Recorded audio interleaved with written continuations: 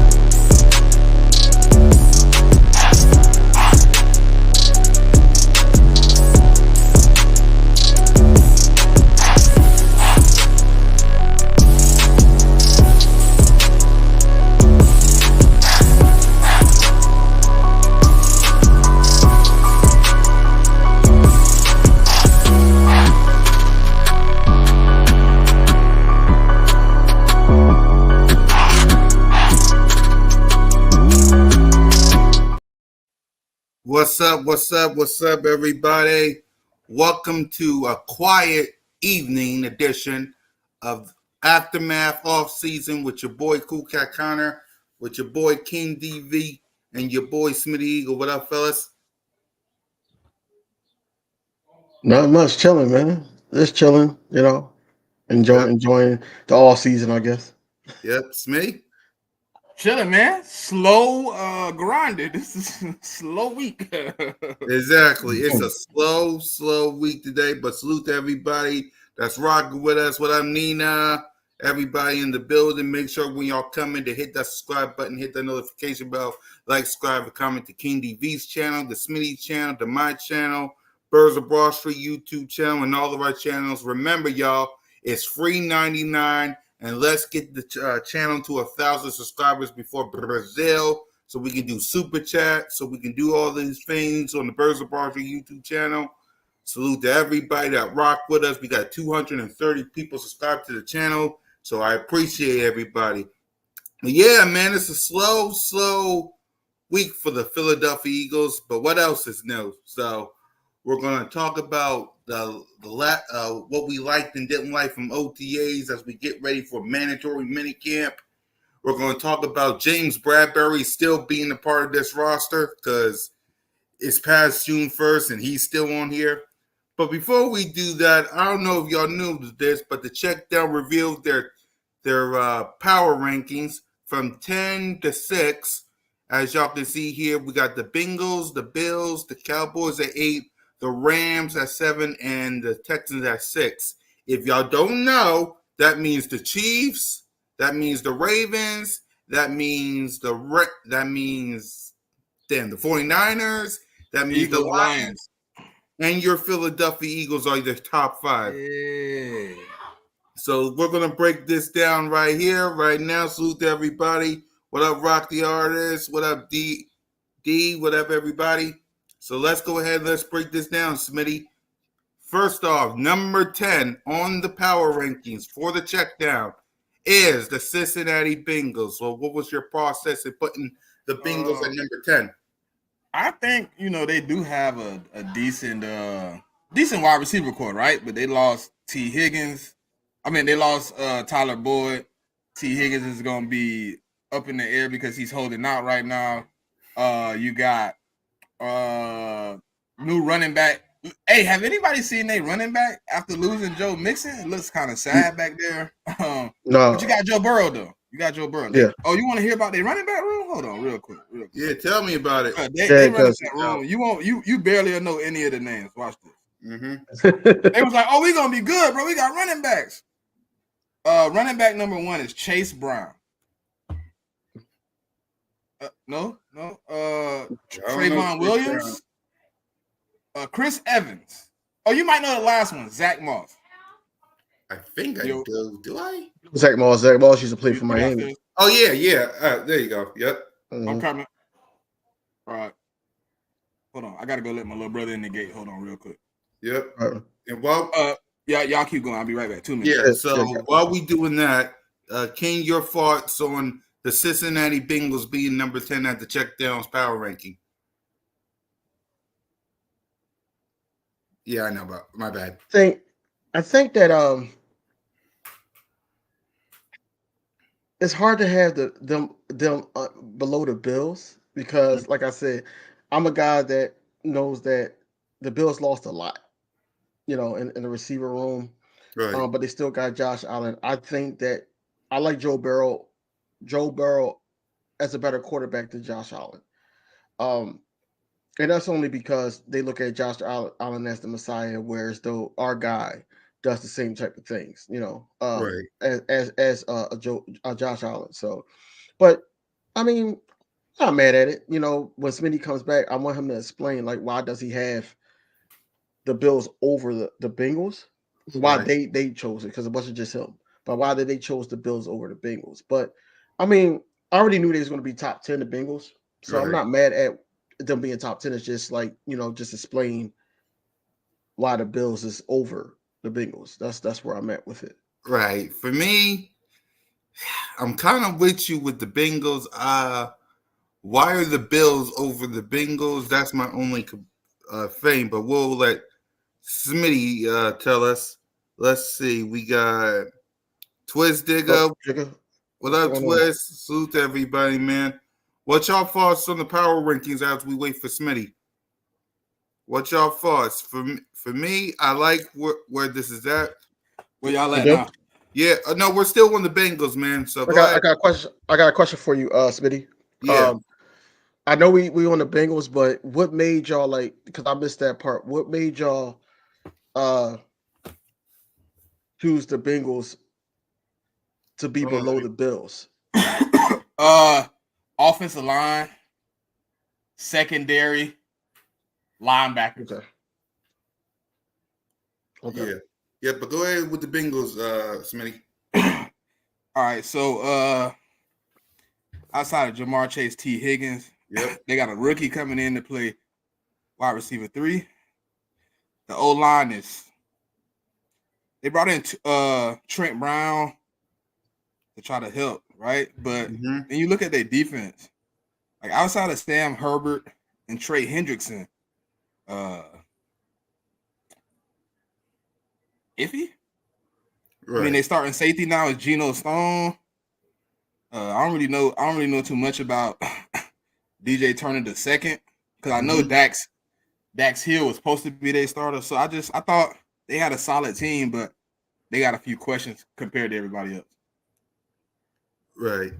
So there's that. So you like the placement. So again, the only complaint that King has is the Bengals. No, it wasn't a complaint. It wasn't a complaint. It was just I just wanted to know the thought process behind it. Yeah.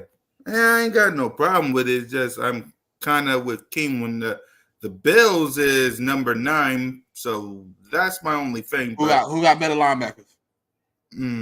So I'm gonna tell you they linebacker. Logan Wilson or let me go back to the Bills. Hold on. Logan Wilson is the starting linebacker for the Bengals, right? And I think the best linebacker in football is on the Bills, if I'm not mistaken.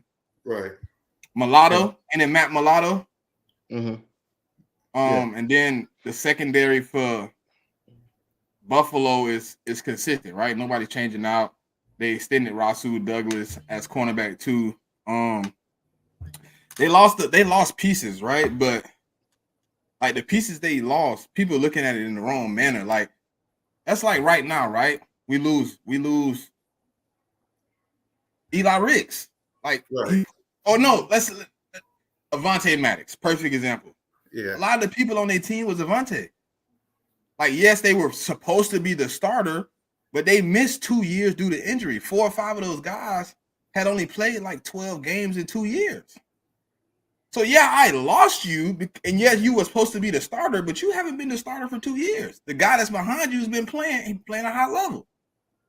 It looks like an optical illusion when you're looking at the Bills. You're like, dang, they lost a lot of pieces. Then you start like, because the Bill fan was like, really look at the guys we lost and how many games they played. I started looking, I'm like, all right, what he said? He said Milano no D or T. I didn't get it. That's why I said what he said. Yeah. Yeah. Yep. But so that's kind of where I was. That's kind of where we was at. Right. Okay. And I think the Bills got a better coaching staff than Cincinnati also. Yeah.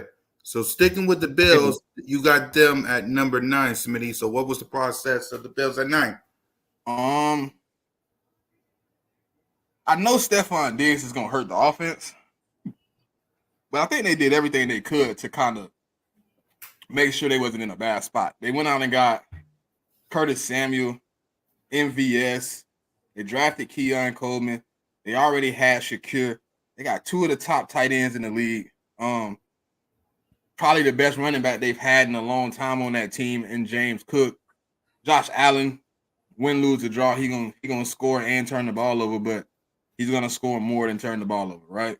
Then you got the defense, where the front 7 of that defense isn't changing. It's a solid cycle of dudes that was there last year. Maybe 2 or 3 of them was hurt, but they back. I think the only place that's changing on the defense is one safety. If I'm not mistaken, they drafted a safety, so he's gonna be like the only new person on defense. I think it's solidified. They keeping their DC, they keeping their OC, head coach. Nothing's really changing. I mean, even though the OC is he came in halfway through the season last year, it's gonna be a steady flow of, offense, defense, special teams. You know what I mean? So I thought the Bills got the better opportunity as far as a team to win the division, be in the playoffs. I like what they got going on. I think you got to see it work out. But right now, looking at it, seeing that Stephon Diggs and Gabe Davis is the only major losses to that team, and Gabe Davis really isn't a major loss. I think Stephon Diggs is the only major loss, and they did everything they could to cope. You know what I mean? They did everything they could to go get pieces to fit that role. So I think they're in a decent spot as far as teams go. I think they got a good roster. I like them at 9. Yep. King? I mean, since he explained it, I do like him at 9. I think that with Josh Allen, like I said, I'm not too high on Josh Allen. My opinion, my personal opinion, because he can't do no wrong. But him and Jalen Hurts got the same type of play style. You know what I'm saying? But overall, I do know that he's one of the best quarterbacks in the league. But I think that's a good spot to have them at 9. I think that we just got to see how it plays out, just how Smitty just said, because I was looking at Gabe Davis, I was looking at Stephon Diggs as losses, but them no-name receivers becomes magic overnight. So you don't know what could possibly happen with the Bills. So I don't think Gabe was a problem though. Like looking at how you really look at it, they was kind of gonna let Gabe go. I think Stephon really kicked him in the neck though. I think losing him was one of those ones that came out the left field. Like I think Gabe Davis, like him being top 5 in drop percentage last year, him being like bottom 10 in separation on short route, like things of that nature. I just thought, okay, they're gonna move on, but Stephon Diggs really kicked him in the neck. See, the Stephon Diggs situation, I think that was inevitable because almost every year at the tail end of his Bills career, I think that it was always either he was upset with the Bills, it was trade rumors about him, and then he always had to say, "Oh, I'm not going anywhere." But it was a rift in the organization between him and the Bills, so you already know. So it was inevitable that he wasn't going to come back. Just when that was going to happen was the thing. I think they was gonna Right. do everything they could to try to keep moving with him until that contract ended. But I don't think. I think he was at the point like, nah, Yeah, I ain't running it back. yeah. Right. I agree with you. I think the Bills is right there at the right spot. The next placement, this got Ready Red. If you was watching the check down last night, yesterday, Ready Red was hot about this part. Them street rat Cowboys was number 8. I know some people was hot. Too bad for them. Smitty, talk about it. I mean, obviously top 10 defense. Obviously, you got Dak Prescott, CD Lamb. They're gonna play well in the regular season. Like when we did this vote, like yes, we know like the outcome of the playoffs, right? But you can't add that into a power ranking. We know Right. Dak Prescott or whoever not gonna show up in the postseason. But we doing regular season. So obviously they got one of the best defenses in the league. When you look at the totality of the defense, they got a nice front. They're getting back their best cornerback. I mean, the only problem with them at 8 was like for me was that offensive line. I think they lost 3 pieces in that offensive line that they're gonna have to rotate. They lost Tony Pollard. They replaced him with Zeke. They lost Michael Gallup, and they didn't really replace him. I think they put like Jalen Tolbert, who been on their team for like 3 or 4 years, and he's never had anything going on. Like, I think that was a shaky situation, but I think in all, they got a pretty good team, man. And then, I mean, Mike Zimmer not a slouch at DC, so I think he can come in and I ain't gonna say pick up where Dan Quinn left off, but I think he could do a pretty good job. Right. Go ahead, King. I'm not like who wouldn't know the Cowboys more than the Philadelphia Eagles fan base, right? Mhm. I'm not surprised that they are in the top 10. They do got one of the best defenses in the league, but we got to see how that meshed well with the Mike Zimmerman scheme. Dan Quinn, I feel like that he was a better defensive coordinator. Um, and then also we got to see where their mindsets is at. A lot of people a couple of people are looking for contracts. I know that a contract they want behind the scenes. They said the contract for Dak Prescott was in the works. But you got to worry about CD Lamb. You got to worry about Micah Parsons. Just like they try to figure out the running back room. I didn't understand their logic, whereas though they lost Pollard, but then you spin the block on Zeke. I just didn't understand that at all. I thought they would have been the ones that tried to get like a Josh Jacobs or somebody like that, but of course they didn't have the money for it. But overall, man, I think that that's still going to be a team to watch, regardless how we felt like we got better. Right. But it's still going to be a team to watch. The whole regular season, like Smitty said, postseason not so much, but the regular season, if we going by their power rankings, they definitely top 10. So I'm not mad at the ace spot for them. Right. In the postseason, they would have been a whole lot lower for me. But seeing as y'all did it on regular season, you're gonna have to keep them where they are at number 8. Unfortunately, they're a team that will not go away, even though I want them to. They're a team that still got Micah Parsons. They're a team that still got CD Lamb. They still got a good defense. Dak Prescott is, well, a good quarterback. But all in all, yeah, he's a number. He's a good quarterback. He's a good quarterback in the regular season. It's the regular season. Listen, I give him his props in the regular season. He do Right. everything he need to for 17 Right. games, and then the playoffs he turned into a pumpkin. Right. That boy, hey DV, every time the playoffs start, the clock strike midnight. That boy turned back into a pumpkin. It's instant too. Like it ain't like, oh yeah, Dak gonna have a pretty good game. It's like blink, they're gonna choke. Damn. Right. He like I said before, like if so happens that Prescott say, "Look, I went out." What's going on, Doomsday? Thanks for the Shout out to $5 Doomsday for super the chat, fam. $5. It was a super chat. Hey Hamid, I don't think Paris Campbell and John Ross fighting for number 4 and number 5. I'm just being honest with Let's My see. personal opinion. I think it's a 3-way. I don't think Britton Covey in none of the situation. Period. I don't know why his name in it, but I don't think he in none of it. Period. I don't think he fighting for no spot but punt return, and kick return. I think it's a 3-way race between Campbell, Ross, and Smith for slot. Right. Because all them boys been showing up, and that's what Anais ain't really been able to show up, but Ross and Campbell been going crazy. I think Anais is not going to be nothing but like a returner, honestly, because the injury. I think they're going to try to start with somebody they know at wide receiver 3. My opinion. Well, I heard from some people that I was talking to. They really just want to see first before they solidify him to a spot because they don't know what he got. They haven't seen him do anything. They don't really have a criteria for him right now because he's still hurt. I think he won't be back until camp, like the actual training camp.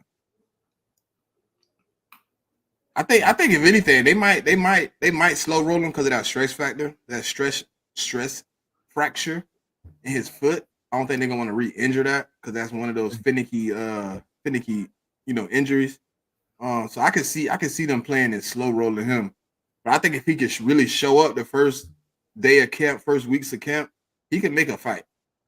I think the only thing is he behind the 8 ball, DV. I think he gonna have weeks in the hole where other guys showed up. The first 2-3 weeks of voluntaries and mandatories, they're gonna be then showed up. You're gonna have to outprove a month worth of work that they've put in. That's gonna be the problem. Yeah. I just hope we don't get happy with Ross throwing the chuck and duck offense. You know what chuck and duck mean, right? Chuck. I mean, chuck. It tells you right there. You chuck, and then you go right. Get caught. Yeah.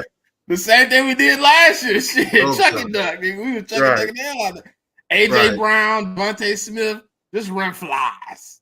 Right. So I need you to use that man, right? I like what you got. I don't want no. So I don't want no Sutton there. No, man. I like. I don't think he's gonna make the roster. I think he's gonna make the roster just to be that outside receiver that we need. How y'all feel about the reports of, before we get back to the top 10, how y'all feel about the reports of Jalen? I know he threw some picks, but because he's trying to use the middle of the field more, he did throw some picks. But how y'all feel about that? Go ahead. I'm not really worried about the picks. Like, you gotta you haven't been really throwing for 2 years. Yeah. You might read it a little wrong. You know what I mean? For me, right. For me, I'm not really worried about it because I know last year and the year after that, he did through some picks in OTAs and in training camp, and the defense was amazing. So I'm not really mad about it. It's when we face the Green Bay Packers that I'll be a little iffy about it. But for me, it's, in the words of the great Allen Iverson, we talking about practice, man. Not a game, practice. Not a game that we love so much. We talking about practice, man. Because I can be excited. Y'all gotta stop using that in the wrong reference, man. Y'all understand AI was saying we talk about practice because his best friend died and he had went to a funeral and he didn't show up to practice because of the funeral. Right. He wasn't saying we talk about practice because it's irrelevant. I'm a firm believer is practice makes perfect. Yeah. If you go out there and just like it's dudes like dang, what's his name? It's a receiver. Dang it, he played for Carolina. Kelvin Benjamin. Right. They say the man be out there just running slow routes, playing around, dropping balls. What happened to him in real game scenarios? He looked slow, dropping balls.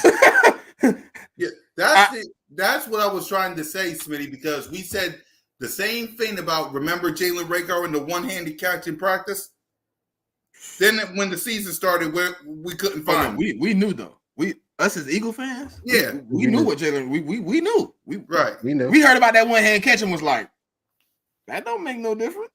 That's why exactly. So I'm not really worried about the Jalen Hurts picks. It's when we get to the season that I'll be a little iffy. But right now, hey, people gonna talk about it. I mean, it's June. It's June.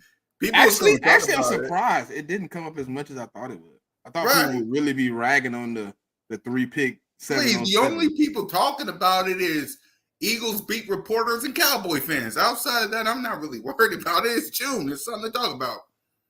It's something to talk about. What? Right, So- bro. You practice to correct the mistakes. You practice to correct the issues. and that's where I was going to go with it. Right.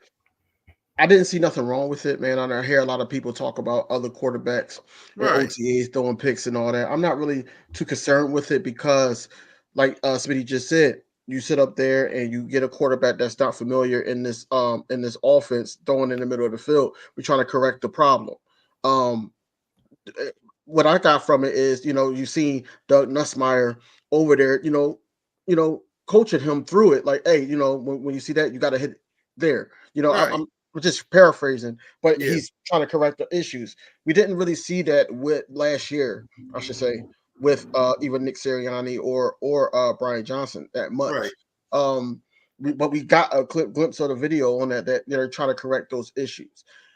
On the flip side of everything like that, yes, he threw the 2 picks or whatever, but the middle of the field seems like it's going to be shored up a little bit more as practice and training camp goes on with a guy like Zach Bowen. And I can't believe I'm saying his name right now, but we might got a great value Kaiser White on our hands if he could play that way. If he Right. could play that way. See, that's the only thing, like, DV, for me. Like, when I heard his name, I'm like, is he balling, or is it the other guys around him are not able to play? Because, like, look at what happened the last one we had, 7-on-7. He wasn't even they was putting the Kobe Dean in. So, like, was he really showing out, or was the starters or the guys that are better than him just not able to practice? I think Oren Burke didn't practice that first day either. What I think is that he's hungry right now to try to make a roster spot. And then he already got his name called out by Vic Fangio, and I think Vic Fangio likes him a lot. Now we're going to see where he's You going think to he's be. gonna do him like Van Winkle? That's a possibility. That's a possibility, but again, he has to have that faith in the Kobe Dean after the injury. You got to have that faith in it, even if Jeremiah Trotter Jr. comes in for a couple steps. You got to have faith in that. But Devin White's going to be the permanent starter. You already know that. I think we're going to see where Zach Bond is really at in training camp because that's where stuff start getting. We get tackled. I think we finna find out here in the mandatories too, because now N'Kobe 100%. Yeah. Everybody gonna be kind of back. You're gonna actually kind of see like who's out there, who's getting the time. Because I just don't like. I'm not trying to knock Zach Barnes' performance or what he was doing out there at no point. But I'm just like, did you like? Because what's the one dude last year? The linebacker, the backup. He was balling in camp. Not Van Summerman, the other one. Sean Bradley. Yeah, Sean Bradley, yeah. All year they was talking about how Sean Bradley was in camp in OTAs.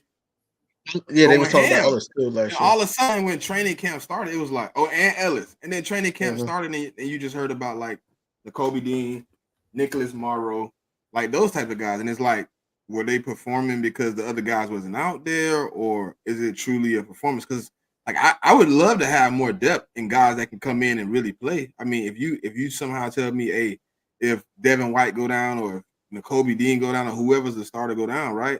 And you telling me Zach Bond or Oren Burke come in and there's no fall off, how could I be mad at that? You know what I mean? How could I be upset that you got 2 guys? But like when we first got them, we all sat here and we felt like both of those guys, Zach Bond and Oren Burke, were more special team rotation guys than starting linebackers. And I could see Zach Bond being that what's it called though? I could see the Van Winkle comparison because he kind of the same guy. That's why I think it's a shocker to everybody, only because we viewed him as a special teamer. And now, you get the call out by Vic Fangio, you get these plays in OTAs and everything like that. Like, okay, now we're going to be itching to see more. If we could get that out of him, I mean, hey, I'm happy. I'm a happy camper. But we just look at every time we say Zach Bond, they're like, who? But if he can make plays in the regular season and leads into the postseason, I'm all for it. Right. Yeah, for me. And besides, also when it comes to the Jalen Hurts picks, it only proves that the defense is getting a little better because we're talking about Zach Bond. We're talking about Rodgers. We're talking about all these pieces on the defense side of the ball that's getting these picks too. So, yes, Jalen Hurts is throwing picks, but salute to the defense. The defense, last year we was asking the same thing, but salute to the defense. I mean, you got Jordan Davis saying that it's on him. It's on the defense. No one's going to save us. I like that. We got all these other people trying to step up. So when it comes to Jalen Hurts throwing picks, I got a question now that you said that. Do Yeah. it feel kind of strange that like Jordan Davis seems like the most leadership bound player right now? when he Look at everybody interviews like that you've seen, right? He like literally was like, man, it's on me. Yes. I don't care about what nobody else doing. This is my job, my team. Like Big Dog left, he left me in charge. You know how your parents leave the house and you the oldest one left, and they like, hey, you in charge. Everybody listen to you. That's how Jordan Davis really gave me that. Like Fletch left, he left it on me, and I'm finna accept the role and stand up. I think when Fletch left, they had a heart-to-heart conversation about where the state of the team was and what he wanted out of him. On top of that, I know he has he's getting a closer relationship with Hurt, the defensive line coach, and I feel like that he's working on condition and everything like that. And I know Vic Fangio's been talking about that too, just conditioning. I feel like that with the debacle of last season with the two defensive coordinators, even Jonathan Gannon at times. I feel like, and I think that was like his first year. I think that was Jordan Davis' first year. Yeah, but he had help. It was more of a rotation. Right. Now he's the guy. So I'm not shocked by it because now he knows this role. I think it's a great thing that embrace it. I don't want him to just sit up there and be like, oh, it's me and Jalen Carter and all that. I want him to be the guy. If he's where he's supposed to be, then he knows everything else will be put in place. Yeah. It's like a little shocking to me, DV, because like I didn't expect it to be Jordan Davis to be the one come say it. You know what I mean? I expected it to be somebody else when I heard it. I was just like, oh, it's gonna be somebody else. And then for him to come up and be like, look, I'm stepping up, I'm working hard, I'm trying to grab my brothers, I'm trying to get us together so we can keep moving how we supposed to. It was just like, to me, just I don't know. I didn't expect it from him. Just I don't know why. Just me personally, I just didn't expect it. Just how he been in the last few years too. Like, yeah, I see what you're saying. It's more like trying to read the room before you step into that role. And then also, I know he's a young guy. He's looking at social media and how everybody dog walk him. Like basically, like yo, he's a bus and he can't do this and that and he can't play down the stretch and everything like that. So it's almost like I'm gonna show you type stuff. That's the situation he's in. Yep. And for me, I like the fact that Jordan Davis is stepping up and Jalen Carter stepping up. I like what Nolan Smith said as well. My thing with Jordan Davis is he said no one's going to save us, and he's right. Like there's nobody that's going to be able to save him. Fletcher Cox retired. It's only Brandon Graham. Hassan Reddick is going to the Jets. It's on them to step up, and I like the fact that he's taking accountability. He's doing everything he can to be better. But yeah, that was my favorite line of that press conference. No one's going to save him. Hey, I think if a lot of our fan base knew that Jordan Davis played last year at almost 400 pounds, they probably give him a little bit of slack too. Right. I wanted to stop something. I want us to stop something real quick. Go ahead. Because I think we hold on to it too long, and we got to focus on the season as the season progresses. Right. We gotta let the Hassan Reddick thing go. It's done. Yeah. It's a done deal. Yeah. Of course, it's going to come up again, especially if the defensive ends don't perform well. Right. And they have enough. It's going to come up again. But yes, we lost them. The trade is a done deal. Yeah. We got to move forward, and we got to start talking about the edges that we do have, Yeah. like the Nolan Smiths, the who's the other guy? Damn, brain fart. Bryce. Bryce Bryce Huff. Yeah, Bryce Huff. Elena, what's going on? What up, Elena? We got to talk about these guys. Josh Sweat still Yes. a thing, even though he's Josh Sweat Whiteside right now with the Right. number 19. But you got to talk about these guys. You got it got to be like a heavy rotation. Right. But the Hassan Reddick thing, that shit it's a done deal. Right. And we're gonna go back on it if they don't perform. But if they perform well, then it's just like, okay, well, are we still talking about Hassan Reddick at this point? Exactly. I think low key, DV argument can be made. We got a hungrier DE room than we had in previous years. I think everybody in that DE room got something to prove. Every one of them. Facts. Yep. Even down to Brandon Graham. Like Brandon Graham leaving, but I think he still want to prove like I'm leaving, but I still had some left in the tank. I still could have played. I still could do Not just that about Brandon Graham is also, I could lead this room the way, and have that mark on it. Like, this is how we supposed to be playing football. So when he leaves, it's the same situation. And I think, Nolan Smith, just going to Nolan Smith, I think that he's going to carry that torch because he's that more, comical, I'm a be in your face type person. I think he's going to be carrying that torch. Yeah. But on Nolan Smith and what he was saying, and like, the reporters was asking him about the shoulder and all that. I think it's a great thing that he gained some muscle, gained some more weight, just to combat that a little bit. He said he's ready to go, and I like the way he's thinking, man. All these young guys, I like how they thinking, man. I like all the interviews in the past OTAs that was broadcast. Appreciate it, Rich. All that. I like all that, right? Even Ross, I like all that. Paris Campbell's interview, of course, Jordan Davis and Nolan Smith. I like everything that everybody said. I like the mentality of this team. I like the fact that the team is doing things together, and that's what I need us to focus more on. Not what we lost, but what we gained, and then how can we grow. That's basically where we're at with it. Right. Yep. So let's go ahead and let's continue on with the rankings before we talk James Bradbury and minicamp coming up. 7, Smitty, is the Los Angeles Rams. What was the process of that? All right. So, obviously they got Matthew Stafford, Puka Nacua, Cooper Kupp. Wide receiver 3 is a little shaky. They drafted. I want to say they drafted Blake Corum as a backup running back. They got Williams as the starter. And that defense, other than losing the greatest defensive tackle probably of all time, and I think they replaced Aaron it well. Donald. No, I know who he was. I think they replaced it well. Like I think they brought in Jared Verse, Brandon Fisk. They brought in a couple of late D tackles. They already had one D tackle on the roster that was playing pretty well going down the stretch of last season behind Aaron Donald. And then, they brought in Tre'Davious White from the Bills to help their cornerback room. I mean, I think they in the third round, I think they end up picking up a safety, Bullock. Then they got Bullock too to put back. I just liked what they did with the team. They already performed well last year. Like they were supposed to be one of the bottom teams.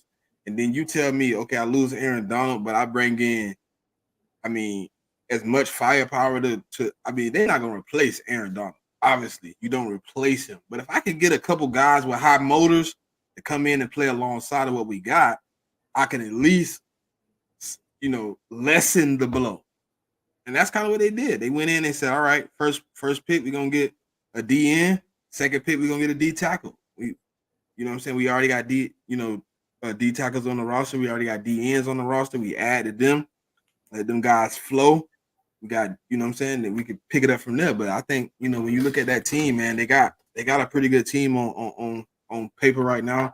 And Matthew Stafford is a good quarterback. So you obviously give him some weapons. You obviously, I think bringing in Blake Corum, you give him a better running game. You know what I mean? You add 2 running backs, you got a 1-2 punch. I think the Rams could be deadly, man. I think even though they're not in the top 5, I think when you do a team like that with the type of front staff they got with Sean McVay and those the things of that nature, I think they could still probably go out and make a surprise pickup if they anything what they like because we seen them go all in for a Super Bowl. So right now, I think at 7 they have probably, I think in some aspects they got a top 5 roster. Just being real, like they got some pieces like all over the board. The only reason you probably not in the top 5 right now is because you lost AD. Yeah. If Aaron Donald on that team, they probably in the 5. They probably in that top 5 right now. Yep. King? With where the Rams are now, I think the Rams did a good job on the offense. They're going to be one of those quiet teams that's just going to make the postseason, make some noise during the regular season. Cooper Kupp is back, healthy, so hopefully he could play the whole season. What Puka Nakua brings. The running back room is solid. It's not the best, but it's solid. I think that is going to help out Matthew Stafford a lot. Aaron Donald not being there, I think Aaron Donald, is a big loss, but they did a lot of patchwork in there and solidified patchwork that I feel like that, when we play them, I think that it's going to be, kind of difficult because by then I think they're going to have a footing.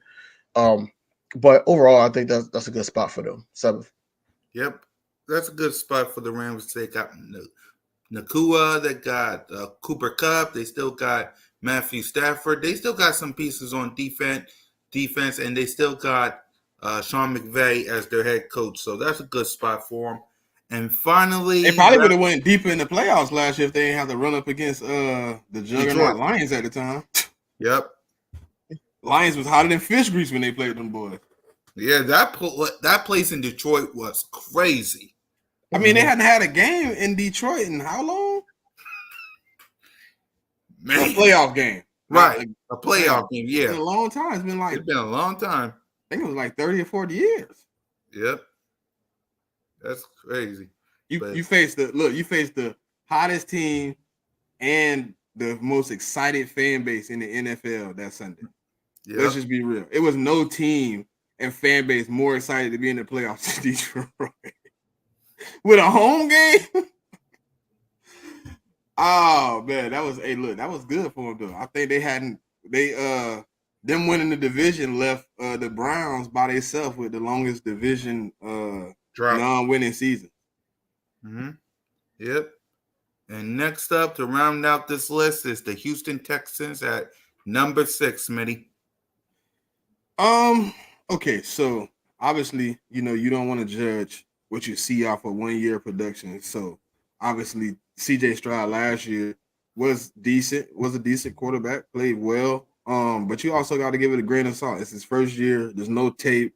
You had first year everything. First year offensive coordinator, first year DC, like first year head coach. Like everything on that team was fresh, right? But you got some guys that's battling back in John Mechie. You got Tank Dell coming back. Noah Brown, all them boys is coming back to collide together to try to make another run. I think, they went in the offseason. They got Joe Mixon. They got the linebacker from Tennessee. They got Danielle Hunter. I still think their cornerback 2 is weak. They got Jeff Okudah. I think that cornerback 2 is weak. But everywhere else on that team is solid. You know what I'm saying? You got a top cornerback in the league. You know what I mean? I think the problem is probably going to be figuring out how good that O-line really is. Last year, if I'm not mistaken, I could be wrong, but I think they had the most offensive line lineups throughout the season as far as who started and who didn't. So I think seeing that line for 17 games and see if they can stay healthy and be the same is kind of why they didn't make the 5. But I think everywhere else on that team, they're pretty solid. I mean, you bring in Joe Mixon. I think they should have got rid of the backup and kept Devin Singletary because Damian Pierce, he can't run zone read football. He just doesn't see the hole. If you go back and watch 2022 to compare to 2023, when they went from power to zone. I mean, he went from, but he only had 50 less carries last year. Let's think about that. He had 413 yards last year, but he had almost 1,000 the year before. Like, so that tells you like he was struggling in that zone scheme. Like, so I just think, that was one of those. I don't know if that's going to be a good 1-2 punch with Joe Mixon.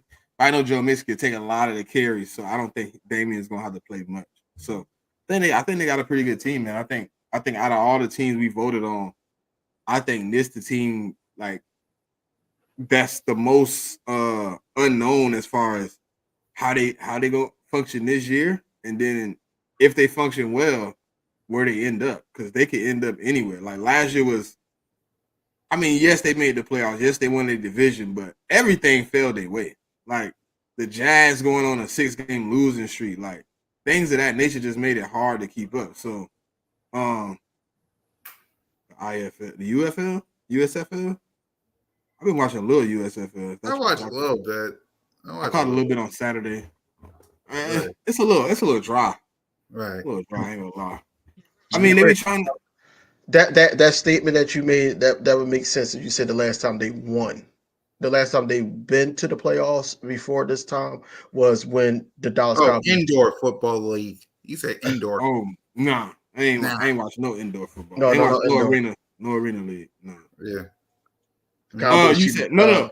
Yeah, I seen Barry Sanders. I wasn't talking about the last time Detroit was in the playoffs. I said the last time a game was hosted in Detroit in the playoffs. As far as them being the winner of the division and being one of the top 4 seeds in the NFC, which would get you a home game. Right. I think that was probably Barry Sanders too. Yeah, it was. Mm-hmm. Jesus, Texas, that's a long time, bro. I like everything. I like everything that the Texans did in the off season. They got they got better. Got Joe Mixon.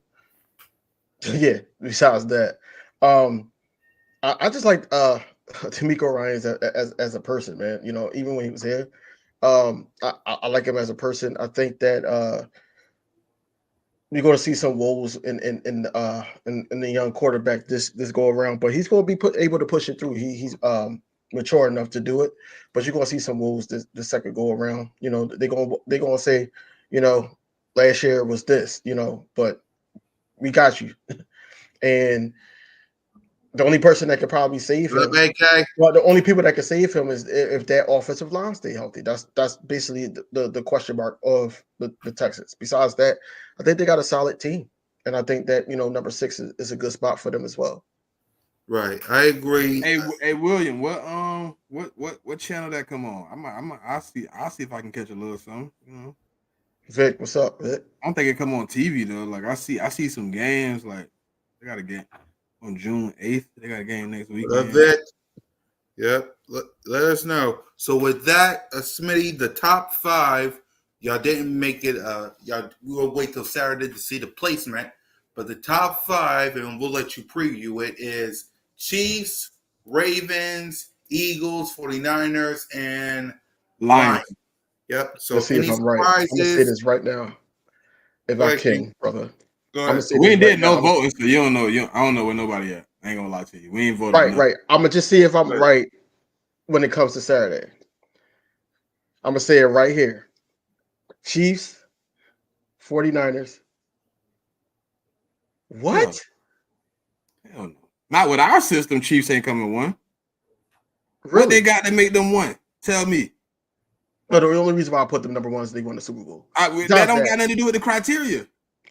Okay. Criteria is offensive players, defensive players, coaching staff. So now you want to redo your list? No, let's list to be as close to right. So the coaching staff for because we were just talking about the Chiefs Wednesday. Okay. The coaching staff has been there. I think that same with the other team that I'm voting. I got a team I'm voting 1 that I said is 1, and I agree with Jigger. I think it's 49ers. Okay, so 49ers. That's what I think is not. I ain't voted, but like me personally, like looking at the list, I'm like, 49ers. Who got the better defense? 49ers. coaching staff between the Chiefs and 49ers, you can almost line them up toe for toe. Offense outside of Patrick Mahomes and Brock Purdy, I would say the 49ers got the better offense. I'll take Brandon Ayuk and Debo over any receiver on the Chiefs right now. Yeah. And then you can almost void out George Kittle and Travis Kelce. Right. AK, I gave you a ring. Look, this is what you'll do. You'll say, look, this is what you'll do. George Kittle, way better blocker. Travis Kelce, way better receiver. Which is going to depend on what offense I want to run. Which one of those guys is the better guy? That's true. So when you go for team, I'm gonna say Kelce fits the Chiefs better, and what's the call it fits the 49ers better. So I got like iffy. I listen, Chiefs could be one. I mean, they could outvote me. I'm one vote of 4 people, but say I think 49ers. So I was going to say the 49ers number 1, but I was just putting the Chiefs over them just because of the Super Bowl. Besides that, we ain't putting Super Bowl in though. That's the only reason. I got the Chiefs. I got the Chiefs at number 3. Ooh, who you got 2? Come on, man. Oh, okay. All right. Man. All right. So it's the 49ers, of course, the Birds, the Chiefs, the Ravens, and then the Lions for me. Yeah. Let's see. I would flip it. I would say Eagles. No. I would flip. I would flip it. I'll flip the last 2. My fault. I'll flip it. It would be the Lions, then the Ravens. Hey, damn, he biased as hell.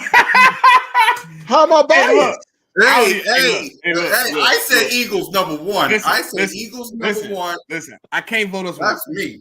You can't do it, Connor. There's no way. We probably got the newest coaching staff out of all 5 of these. Out of all 5 of these, we the only one with a coaching staff that's totally returned, right? We flipping. We got new OC, new DC. Only thing that's staying is the head coach, right? Right. I would only argue that we have the best offense on this list. Right. We have the number 1 offense. I will definitely agree with everybody on the panel. We got the number 1 offense. Yeah. But then when you get the defense, what do we fare with the Lions, with the Chiefs, Ravens, 49ers? A lot of mine is questions, so I'm probably going to end up 5th. Right. I agree. I think personally, if I look at it, I think we end up somewhere between 3 and 4. Right. By the way, before King DV responds, we're handing out wrenches on everybody's channel, including Birds of Broad Street. So if y'all would go to the Birds of Broad Street, subscribe to the channel, I'll give you a wrench immediately. Yeah, go to King DV's channel. He'll give you a wrench. Smitty will give you a wrench. You know what I mean? We looking out. Go to everybody's channel, and we'll all give you guys wrench on everybody's channel. So make sure you're subscribed. So go ahead, King. You want to respond to Smitty? What I don't like is when understand the whole new OC, the new defensive coordinator thing, but they're solidified coordinators. They're solidified. They're solidified, but not with the Eagles. That's the same reason. That's the same reason the Cowboys. The Cowboys initially were 6, 7. Got it. We moved them back because of Zimmer. Because Zimmer is unknown at the Dallas Cowboys. So the reason why y'all saying that I'm biased is because it's the unknown, the uncertainty. I listen. I told you I agree with you. Number 1 on offense, 100%. I can't even go on YouTube and search this, man. It's King DV, it's Smitty Eagle, it's Cool Cat Connor, it's Hardcore Sports, it's Birds of Broad Street. That's where you can find this, man. So go ahead, Smitty. Like DV, I can say number 1, right? Because I think we got the best duo at wide receiver. We got the first or second best running back in this whole tier of people. And then however you want to argue quarterback, I'm gonna argue that Purdy is better than Jalen is better than Purdy. I think Jalen is better than Jarrett. I think Jalen is comparable to Lamar, but I think he's a better quarterback than Lamar. I think Lamar is more athletic in the open field than Jalen. And then Pat is obviously 1, right? So when I look at the situation, I'm like, all right, I think we're in a fightable position for 1 for the offense. Then when you get the defense, I'm like, we got a lot of improving, like a lot of guys that ain't really played a lot of football. Like Darius Slade, All right, and then they're gonna give me a negative for Jordan Davis, positive maybe for Jalen Carter. Josh Sweat had a down year. Bryce Huff giving me a positive, but Bradbury's still on my roster. I mean, all that plays a negative for me. So I'm like, yeah, I think Jigga. I think we fifth in two position. I think that's gonna hurt us, man. I think we're gonna end up in a bad spot. Right. I'm cool with it though. Guess what? It was 2017's behind me. I'm top 5. I'm cool with that. No, we top 5 regardless. But like I said, I'm gonna end up somewhere closer to what's crazy the top 3 than 5. Because my top 5 was going to be the Chiefs, the 49ers, the Eagles was going to be 3rd. But then you said think about the Chiefs for a minute, and I thought about it. I had to flop and put the Chiefs at number 3.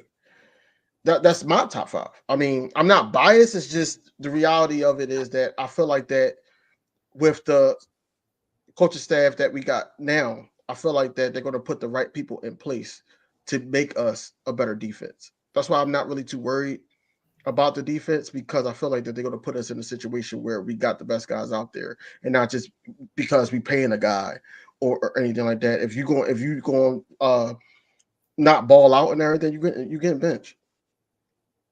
You're getting benched regardless. That's why I'm not too concerned on who's going to be in the 53-man roster, because I want to have the best guys out there every Sunday or every football game.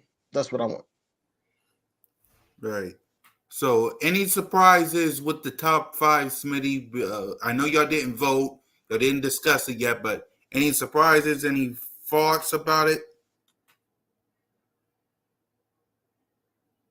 Hey, William, what?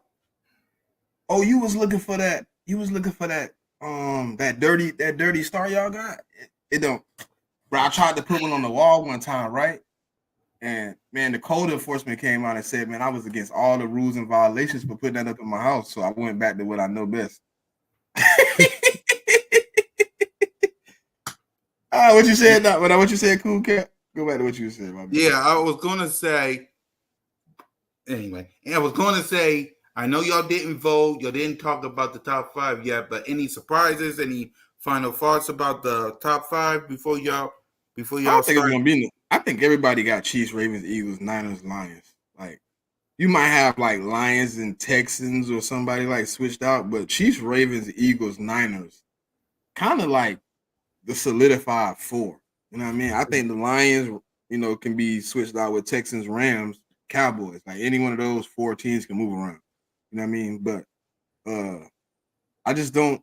I mean, because the Lions, like, yeah, they played well last year, but like when you really look at that team, like, they got a lot of little holes that I don't think we have as a team.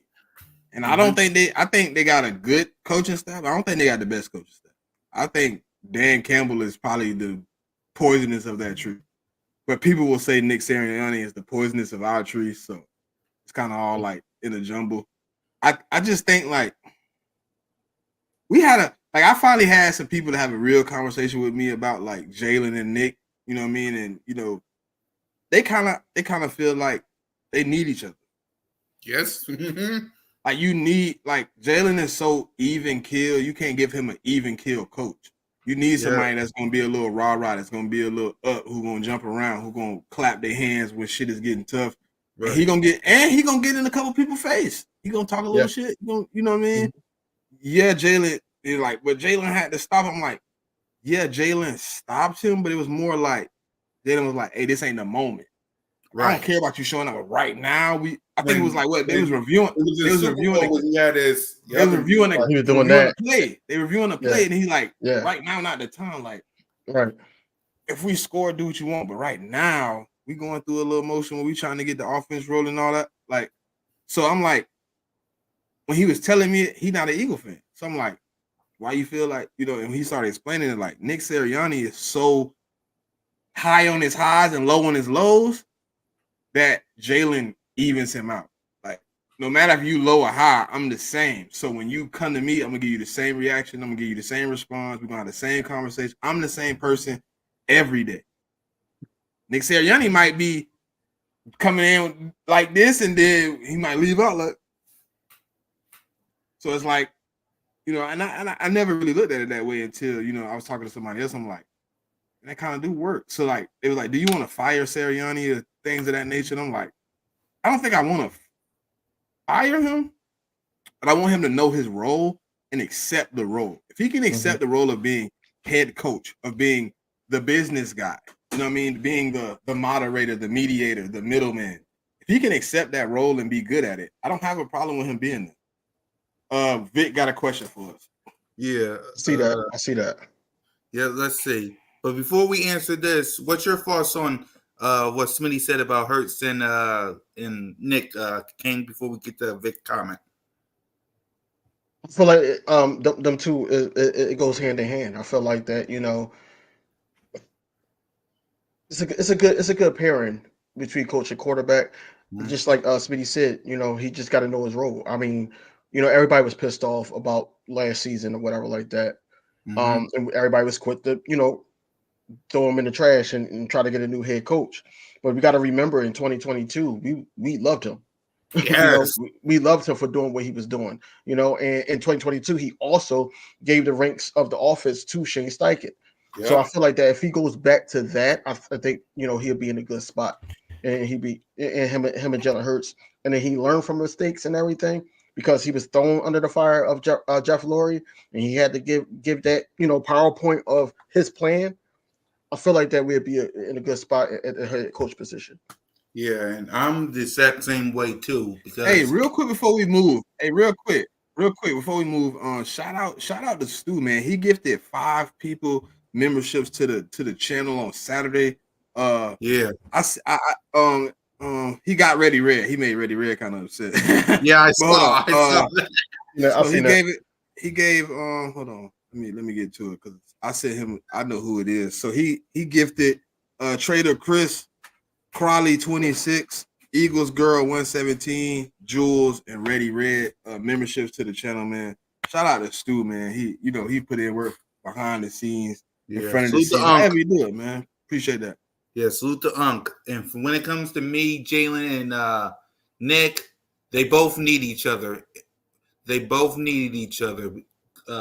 You need Nick Sirianni to be the way he is, and you need Jalen freaking Hurts to be the way he is. And besides, since those two, Nick Sirianni became the head coach and Jalen became the official starter, 3 years in the playoffs. 3 years in the playoffs, an NFC championship, and a Super Bowl appearance. That's the only thing. Now, does both of them got some things to work on? Absolutely. But I can sleep at night knowing that when those two are together and when things go the right way, we're in the playoffs every single year. So, yeah, I'm okay with them being together. But let's go ahead and let's answer Vic's comment, which is, what's everybody's confidence level in Cam Jurgen? So, start us off, Smitty.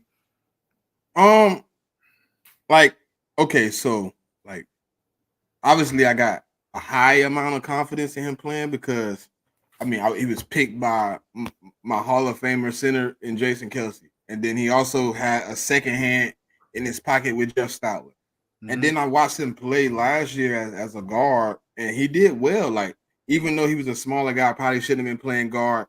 He played well. He held his own. So, I'm in a situation where, like, if you throw him in, I think, you know, Jason Kelsey being there helping him, Jason Kelsey putting him through letting him know what he's gonna see, showing him different things. You got Vic Fangio, who's also gonna show him different things on defense and help him out and teach him, like, hey, look, when you see this guy here, this guy there, this is the type of read you should see. You know what I'm saying? You should pay attention to this. You got all the tools, right, that you need to kind of solidify somebody at being in that spot, right? You can really train him to be there. And then you got a guy in Jalen Hurts, Kellen Moore. You got those guys coming in who also going to be able to help Cam Jurgens get better. You got the new D-line coach coming in. He's going to be able to help. Like, he got so many hands to help him improve this season compared to last season. And I think he's going to be in a great spot.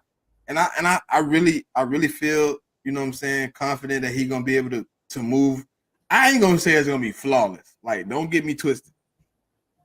But I'm somewhere between like a 7.5 and an 8 that he can come over and it can be solid play. I'm not gonna say he gonna play Jason Kelsey style football. I can't say he gonna be Hall of Famer year one, but I think he gonna be solid, man. I think he understands his job. I think he came from being a center. He learned his whole college tenure as a center. He basically learned year one here as a center. So I think he's gonna be all right, man. I think it's gonna be one of those things where as long as the guys around him are playing well and are able to lift him up in those moments and pick up his slack here and there. There's gonna be times where Landon Dickerson gonna have to stick his hand in and help. There's sometimes where whoever playing right guard, Tyler Steen, gonna have to stick his hand in and help. There's gonna be times where you're gonna have to get on his ass. You know what I mean? Because he ain't make the right block. He missed him. He got the wrong guy. It's gonna be those moments. But as far as how I think it's gonna perform, I think I'm at like a 7.5, 8. With it too, I think that's where I'm at with it too. I think that what we can't do as a fan base, I'm not saying us on the panel, but as a fan base, what we can't do is compare him to Kelsey. You know, we need Kelsey back. That's already done, bro. You're gonna go through growing pains, and then also, you know, I think about 2022 season. I think Kelsey was out a couple plays. Cam Jurgens came in the offensive line, didn't miss a step. I remember when Jason Kelsey basically just think he took a snap just so he could start that game, and then Cam Jurgens played the rest of the game, and I felt like Cam Jurgens was all right. You know, it wasn't flawless, but it was okay. You know, it was okay, and I felt like that. You know, with him, just like we were just talking about Jordan Davis and Fletch. I feel like him and Kelsey, I think it's the same thing. His mindset got to be there. Now he's going to be in those meetings with Jalen Hurts and everything, try to get on the same page with snaps and everything like that. So I think Cam Jurgens is ready, honestly. Like I said, he's more like Smitty said, 7.5 to 8. He's not going to be that Hall of Fame center that we had, but he's going to be just enough for us to, you know, get the tush push going, or if we need it. Because I don't feel that's like what I keep hearing too. That's really making me mad when people are like, oh man, I think the tush push gone, man. Y'all ain't gonna be able to do that without. Like, bro, Jason Kelsey wasn't the only person. He wasn't the only person. He wasn't the only person. Bro, it takes 5 people on that front line to make that happen, bro. Stop it. But if we do need it, because I want them to not. I just don't want them to do that every single time anymore. Like, we got too good of an offense. I think it's lessened. I do. I think we got too good of an offense. You paid Saquon too much money for every time we get in a short situation. It's Jalen Hurts' job. Like, because Gain Less is not going to be back there often. So look, and I like. Speaking of the running back room, I do like Will Shipley over him. I think that it's going to Gain Less is going to be the third if he's staying on the roster. But yeah, I like that over him. Yeah, for me, but yeah. I just don't like. Not to cut you off, Cool Cat, but I just don't like all the uncertainty. You know, we can't be a fan base that say we're going to go 14-3 or 13-3 with the roster that we got. 13-4 now. So there is 17 games. Huh? It's 13-4. Yeah. It's 13-3. It's 13-4 now. 13-4. Yeah. But we can't say things like that, but then have the uncertainty that, oh, this player is not going to do their job. This player is not going to do their job and all that. That's why when we was doing the power rankings and I was just going through in my head on our team, I have the biggest confidence in everybody. The mindset is back like it was in 2022. We didn't hear this type of talk last season. So I feel like we got better, and I think we strengthened up our biggest weakness, which is the middle of the field. I mean, it's yet to be seen, but we did that in the secondary. I think the secondary is sure, with the draft, and then also bringing back C.J. Gardner-Johnson. We shall see, but overall, man, I'm very hopeful for this upcoming season. Right, I'm with you as well. Cam Jurgens, I believe in him. I mean, as a fan base, it's like we can't say, oh, I don't know about Cam Jurgens. He ain't Jason Kelsey. There'll never be no. Bro, what really killed me, Cool Cat, is it's like fan bases like the Panthers be more confident in us. I'm like, what? It's like bro, We went 11-6. Yes, there was a downfall in the season. Yes, Yes, but bro, we can't have let a team that had 2 wins be more confident than us. exactly. It's like, guys, you gotta be confident in the season. Yes, you gotta see about this offense, Kellen Moore. You gotta see about Vic Fangio. We gotta hope that our boy Jalen freaking Hurts slows down on the interceptions, and we gotta cross our fingers that Nick Sirianni has remained the CEO. I get it, but every single year that Nick Sirianni and Jalen freaking Hurts was together as the head coach and quarterback, you went to the playoffs. That's what I'm confident about. With those two as the leaders of this team, with Howie Roseman and Jeffrey Lurie, you've been to the playoffs. And when it comes to Cam Jurgen, listen, he's not Jason Kelce. Nobody's Jason Kelce. But you got Jeff Stoutland. Stoutland University. If anybody can teach him this offense, it's him. You got Jalen freaking Hurts. You got Vic Fangio. You got Kellen Moore. You got all these people that will teach Cam Jurgen this offense. So when it comes to him, I got no worries about him. I got no worries about this team. I got no worries about the season. It's just I got confidence in this team. If I didn't, I wouldn't be rocking these colors right here. If I didn't. So that's when I'm with Smith. Y'all gotta be confident. We can't just go back to, are we gonna have a collapse like last year? Well, what y'all remember? No, that's the Panthers. We're the Philadelphia Eagles, ladies and gentlemen. We gotta be confident. Like, can we not? And Kevin, no. Just because that did piss me off. No, we won't do that. You see We me? won't Hey, do that with no look. damn I know, I seen it Cat too. didn't see me, but I'm like, Yeah, no. We're not bringing back no damn Miles Sanders. Hell no. No. I'm good. No, we got Saquon Barkley. I'm good with Saquon. I'm good with Shipley. I'm good with Jalen. I'm good. They gonna cook me if I agree with you, man. They gonna cook. The secondary, I would rather have Sidney Brown as the start safety. I would too. No, I agree. I wholeheartedly agree. Because I felt like, if you evaluate the secondary of last season, besides, I think that Reed Blankenship got lucky last season. The plays that come to mind, the Dallas Cowboys game when he basically made that tackle, and they easily could have called it a touchdown, but they didn't. The play where Terry McLaurin stepped on his arm, like he got beat. He got beat, and that was a great catch. I think he got lucky last season. I think that I understand why they did the extension. But I don't think he's a starter in the NFL on his team alone. I think that he needs to be a rotational piece. But I do think it's better talent, like Sidney Brown, of course, Cooper DeJean. I think Cooper, and he's not even solidified as of yet. But I do see him losing his spot, like sooner than later. And he's always injured. But I do agree. I do agree that Sidney Brown is a better safety than Reed Blankenship. Right. Let's see. Vic says before we get to James Bradbury is the biggest question mark for me this season. What's that, sweetie? No, I read it already. I had read it while bro was talking. I'm just like, I think. Listen. Might be me. I might be on the island by myself, but I think we got the most amount of pieces that you could put in that right guard spot right now available. And I don't even like Matt Hennessy if you want to throw him in there, but Tyler Steen, Trevor Keegan, they finna try Mekhi Becton. You know what I'm saying? We got the guy. I just think we got 3 or 4 guys that can fit in that position easily right now. I mean, it could be like one of those situations I'm not as worried as I would. Like last year, we were kind of like, oh, we only got one guy. And if it ain't him, then it's the rookie.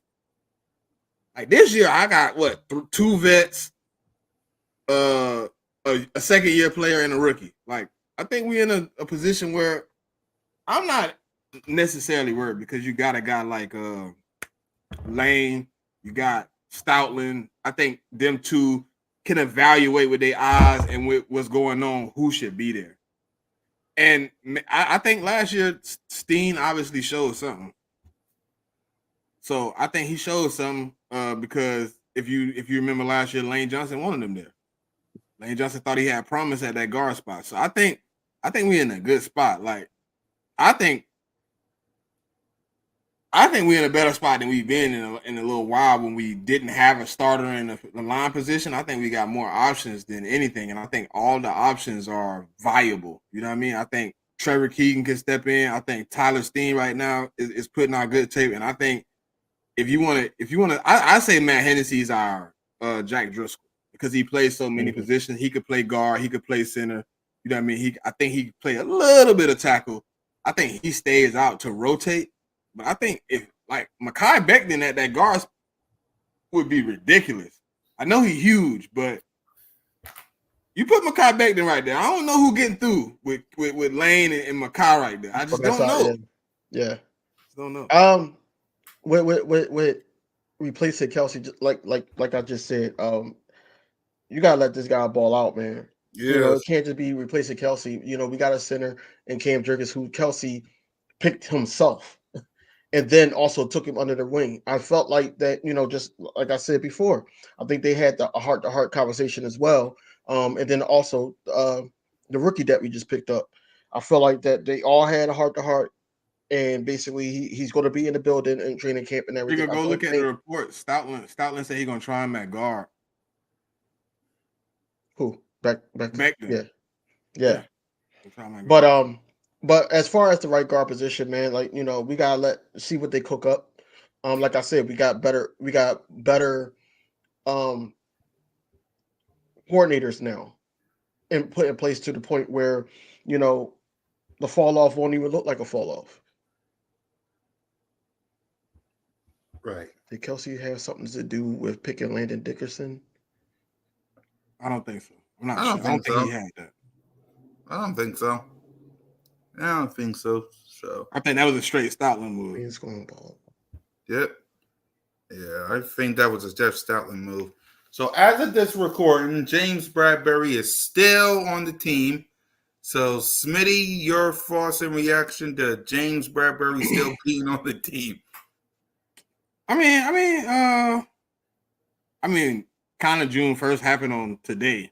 So it happened on the weekend. It happened on Saturday. I ain't expecting to get cut on Saturday. Right. I mean, listen, you get cut on a Saturday, that's some gremlin activity, bro. You was waiting to cut that man if you cut on a Saturday. Bro, you cut me on my day off. I'm gonna be hot. I ain't gonna lie to you. I swear to you. But nah, I think you know, they figuring it out, man. It's gonna be a long stretch, but it's gonna be good. I think it's gonna be good.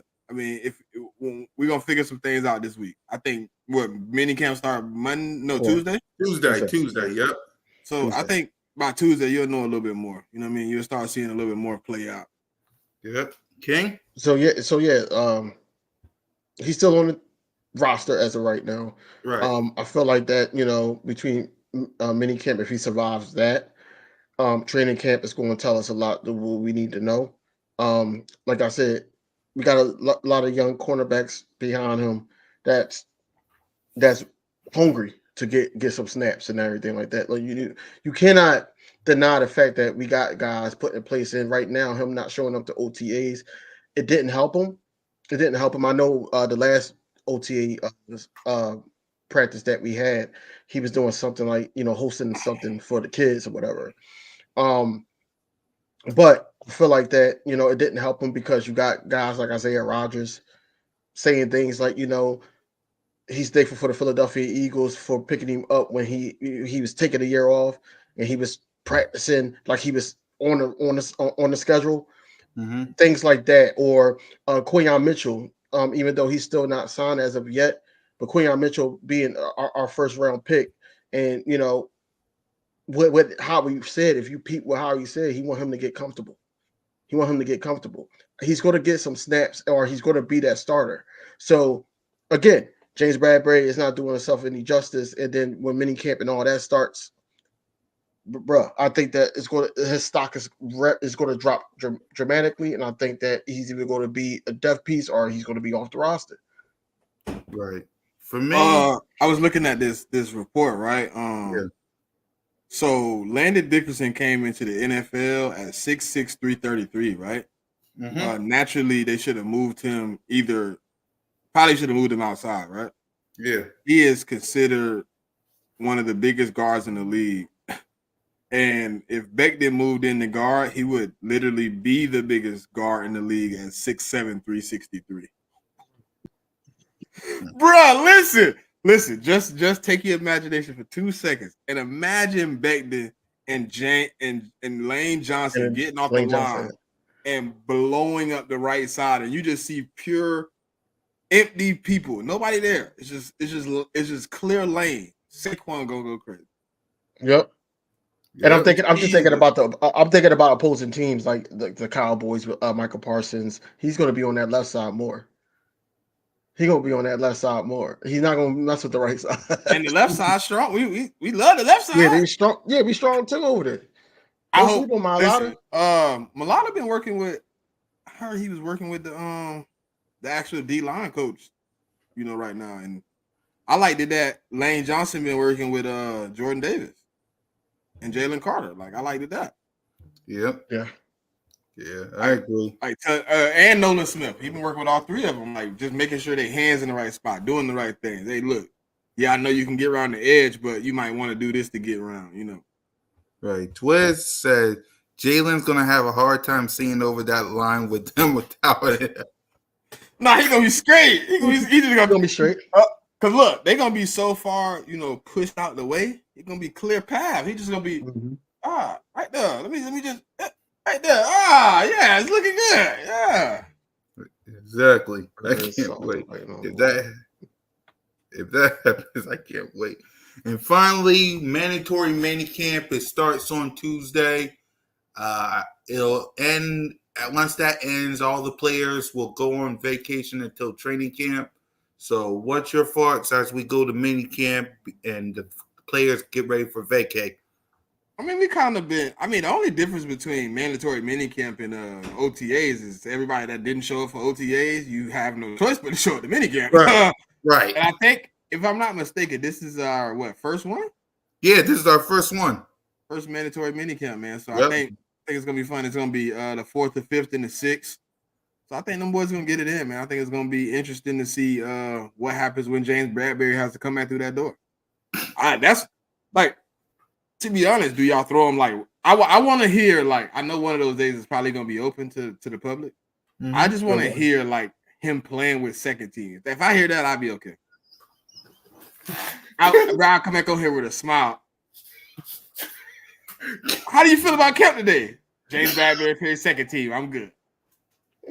He came all the way from wherever he was and still didn't get his spot back. That's great. For real though, like I'm just joking though. But I just want to see our guys get better. But I would love to see. Here's a question. Here's a question. What if just the whole maybe flip the table right now. Let's go ahead. No, listen. What if? No, I ain't talking about that. No, not that. When I say what if, the reports and the reporters and everybody is going to do James Bradbury like we did Reagor to get him out? They're like, oh, he down there shutting it out. Yeah. What if that stuff? Yeah, that'd be love. But with the mandatories, man, I'm happy for it. You really get to see where guys is before training camp, where they mental is, and then that gives them the opportunity, especially afterwards. How they miss it and want to get back to work. We also want to see videos of guys still working out and everything like that. I feel like that with the James Bradbury thing. I think James Bradbury. You gotta stop. What he said? Unhinged. You unhinged. Nah, go up. You got to go up one. I see now. I see. He been on that though. But I do think that we might. But we know why he don't like Slay though, and it's not because of his play. Right. Honestly, because this week also we get to see what her punishment is. Yeah. I don't know if So- we don't know if we in trouble or not. So if we let's just say hypothetically speaking, we lose a pick. I mean, that's I'll be probably down for trading. I'll be down to trade him to get that pick back. Which probably round? Depends though? on what pick. I Depends on what I pick. don't know, man, because like they say Atlanta gonna be worse than us. If anything, they didn't say if we was guilty or not, but I just don't understand how we slipped up and did some dumb stuff like that.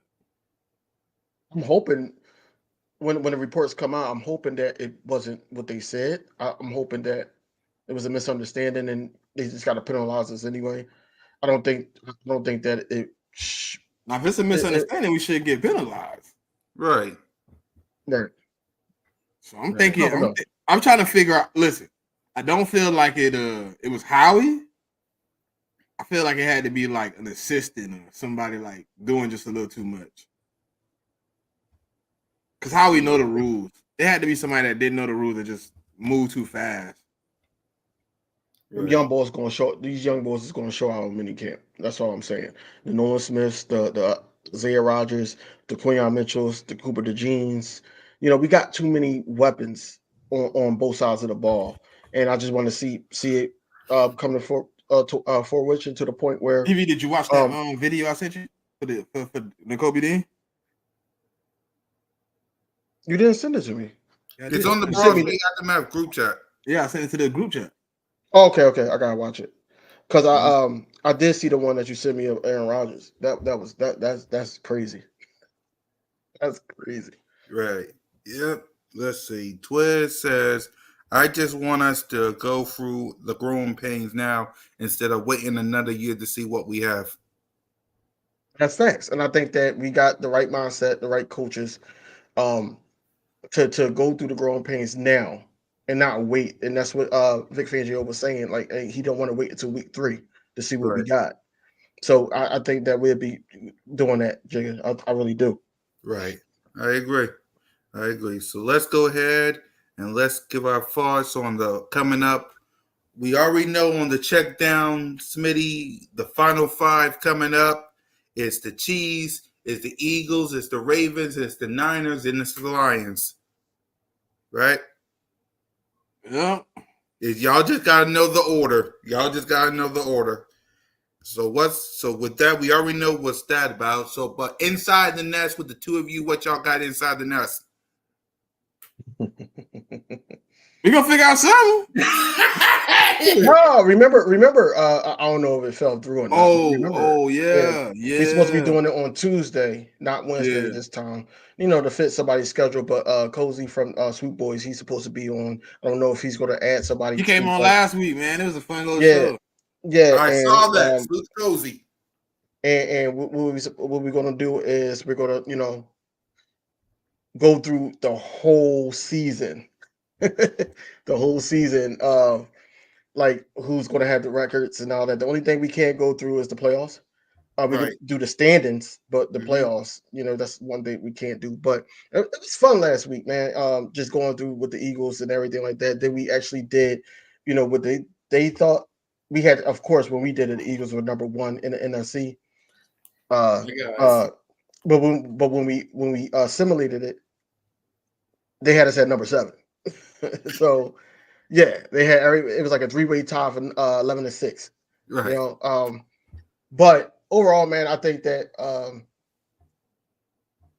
doing the whole schedule, it's going to be fun. It's going to be fun because you're going to see where people mental is on certain teams and everything, which is crazy because, if whoever didn't watch it, the Texans did not make the playoffs at all. Both times we did it. So it's going to be fun to watch. So, stay tuned on Tuesday. It's going to be a special show just to fit the schedule of our guests. So, yep. Birds of Broad Street and Cool Cat Mix. We're going to preview mini camp. We're going to, talk some Sixers. We're going to talk some Phillies on Cool Cat Mitch. Birds of Broad Street. We'll preview the check down the top 5 and the top 10. We'll talk James Brett. The same stuff we do here. We'll talk on Birds of Broad Street just to finger something. We'll have Trey and Moan. And then next week on all 4 shows, Bird Talk, Aftermath, BOBS, and Cool Cat Mitch, it's the state of the Philadelphia Eagles.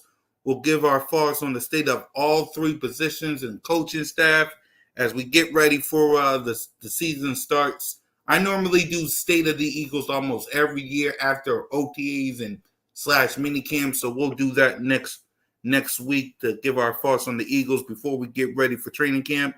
So with that, let's go ahead and give our final thoughts. What's your final thoughts, King? Coming week, we probably going to have some more information on the Eagles.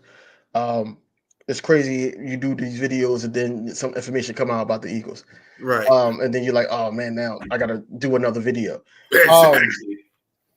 But I'm happy that minicamp is here. We get some closure on the tampering thing this week. I'm gonna start going back. Like I gotta change my name back to King DV Sports so people can start finding me again. Yep. But I think I'll be able to do that this week though, at the end of the week. Yeah. But I'm going to be recording videos, putting them out there. I just got to find out the time to do it, but the time to do it and then post it because I do work. Yes, I got a regular you do. 9 to 5. But all that being said, man, as always, go Birds and don't lose hope and quit the uncertainty out, man, because we wanted people, we got the people, and we got to put.